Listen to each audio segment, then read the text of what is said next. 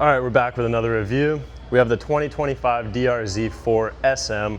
This thing is brand new pretty much for the 2025 season. According to Suzuki, it's 80% redesign. We have all kinds of new, good, fun features to talk about on this thing, so we should probably jump right into it. So with the introduction of the DRZ 400 SuperMoto in 2005, Suzuki expanded its lineup to include a new street-tuned offering that was fun to ride. You could take it to the street, SuperMoto track, and it was based on the DRZ 400S dual sport.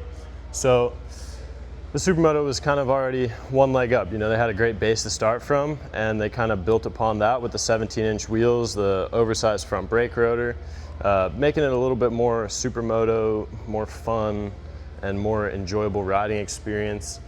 It's got an overhaul for 2025. The DRZ 4SM has all kinds of new stuff. We have adjustable ABS, so you can shut off the rear ABS. You cannot shut the front off on the SM. On the S, you can shut both off. We have 3 different rider modes: A mode, B mode, and C mode. All 3 have the same peak power. So when you're 100% throttle, they all have the same power. The only thing that's different between the modes is Mode A is more aggressive on initial throttle. Mode B is linear. So as you're rolling on the throttle, how much percentage you're giving it is what you're getting. And C is a lot more relaxed, so the power curve is a lot slower, perfect for a beginner rider or for riding in the rain. And then we have a few different traction control modes. We have TC mode 1, which is low sensitivity, TC mode 2, highest sensitivity, and G mode. G mode is for gravel or dirt, so it's actually gonna let you spin the rear to a certain point without letting it go too far. And then obviously you can switch TC off, so that's super important for the SuperMoto style.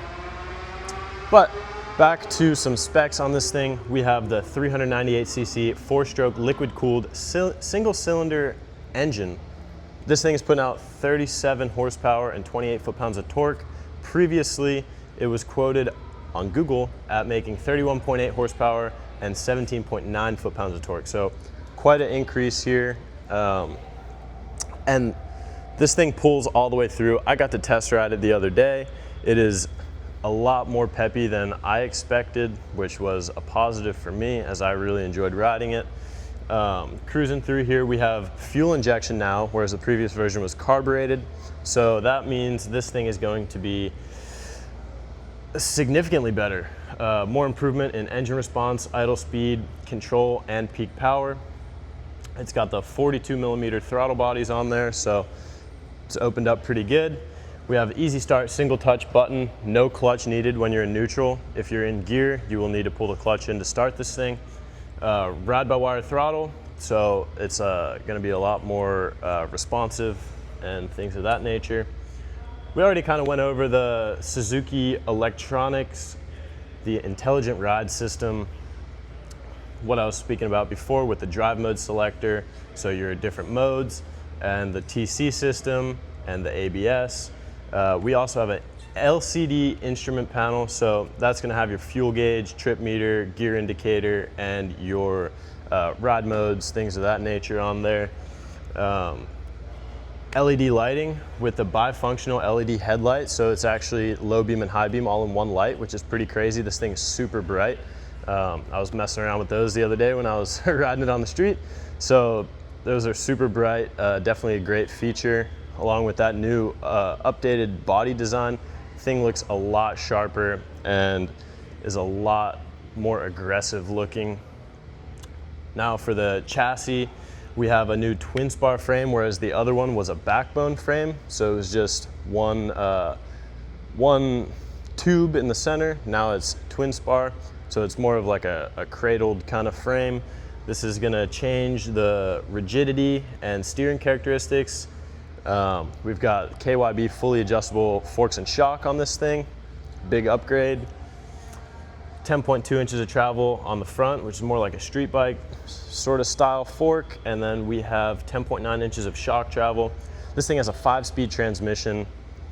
Big question why it's not 6 is because the final drive, which would be 6 gear, would be the same mile per hour in the end regardless. So all they did by making it a 5-speed instead of a 6-speed was making it a 6-speed would have shortened your gear ratios, so you would have to shift a lot more. With the 5-speed, you don't have to shift quite as much. All the gears are a little bit longer, and you would still have that same end mile per hour regardless.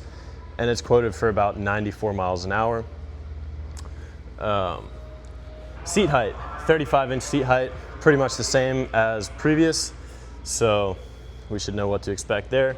2.3 gallon fuel tank, previously it was 2.6, so the fuel tank's a little bit smaller, which means in theory there's a little bit less weight up high, so it's going to be a little bit more easy to control. We have the 17-inch wheels with Dunlop Sportmax Q5A tires on them, 120/70/17 front and a 140/70/17 rear. So for what we normally run on the SuperMoto, it's a little bit of a more narrow rear tire. Usually we run a 165/55, but this has a 140/70 on there.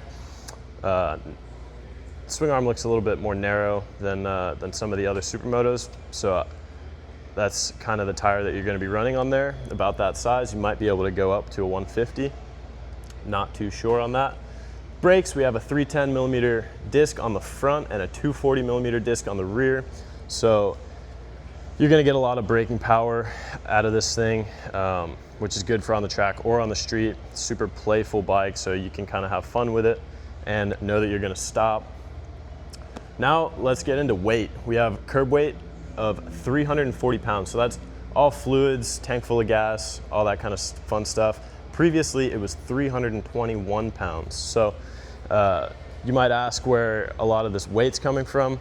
This exhaust here is new for all the emission standards and all that fun stuff. So we actually have 3 catalytic converters is what I was told from Suzuki. So one here, and then the muffler.